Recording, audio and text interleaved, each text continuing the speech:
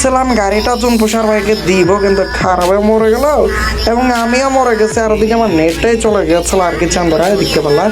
আর আমাদের স্কোরটা কিন্তু টন্ডে ভাইয়ের স্কোরের হাতেই শেষ, দেখতে পারতেছো টন্ডে ভাইয়েরা কিন্তু আছে।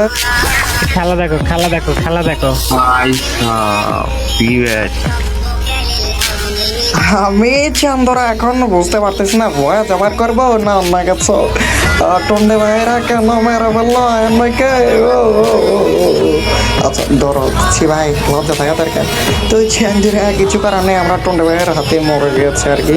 মানে আমি মরি নয়, আইন ভাই মরে গেছে আমাদের লাস্ট পাবলিকটা। তো টন্ডে ভাই কিন্তু এ জায়গায়, আর ও টন্ডে ভাইয়ের ওপরে কি অত্যাচারটা হচ্ছে ভাই, বিশ্বাস করো কি আর বলবো।